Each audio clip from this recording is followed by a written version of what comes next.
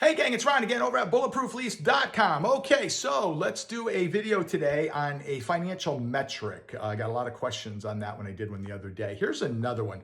Again, just a rule of thumb only, okay? And it's just, you take all these rules of thumbs and you start, putting them all together and it starts to paint the picture, right? And that's really all we're trying to do with these rule of thumb metrics. Today's is a GRM, more commonly known as a gross rent multiplier. But typically people overcomplicate it. It's actually the simplest of rules of thumb. So a gross rent multiplier, a way to look at it is how many years to just buy the building. So I'll give you an example. So a gross rent multiplier, you take all the income from a building, right? Which is usually almost always rents, is most of it, of course, but it's also late fees, whatever other fees you're collecting. But the gross rent of the building, all the money coming in, okay?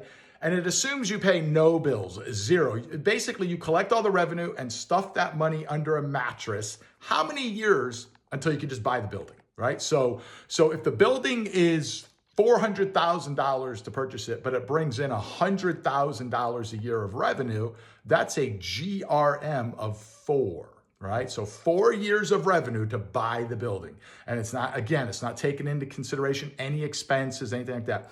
Generally speaking, so it takes 4 years to buy, right? So a GRM, when you see a GRM of 5.2, think of it this way. It would take 5.2 years of revenue, if I kept it all, to buy the building.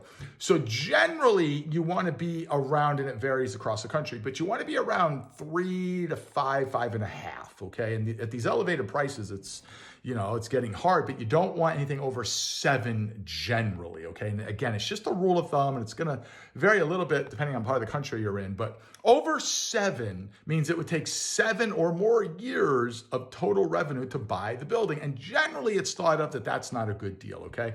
And you want around a 3.5 in the lower end. And you think, well, Ron, geez, how about a 2 or a 1? Absolutely, that'd be amazing, right? So if the building is $400,000 to buy, but it brings in $400,000, that's a GRM of 1. That's amazing, right? No, that's the ghetto. Okay, that's all spreadsheet numbers. Believe me, you're not going to hit it. So if it's too low, I know I'm talking fast, you definitely want to kind of take a second look at it. Too good to be true is certainly, something to be aware of. So guys, GRM, gross rent multiplier, how many years of just hoarding all the income to buy the building? Anywhere from between about 3.5 to 5.5 is really the sweet spot. So hopefully that'll help somebody. Hey, you know what else will help you? If you go to bulletprooflease.com. Yeah, seriously, you got to see this coming at this point, right? So it is a 31-page fully editable lease. And I say fully editable because, laws, customs, and traditions vary throughout the United States. So you might want to add something. You might want to delete something. But this 31-page lease has been through the courts. It's been through lawyers. It's been through insurance companies. As a matter of fact, a major insurance company asked permission to use it because it successfully defended a lawsuit many years ago. So we're like, you're gonna have to pay me. So anyway, visit bulletprooflease.com, grab your copy. Thanks, guys.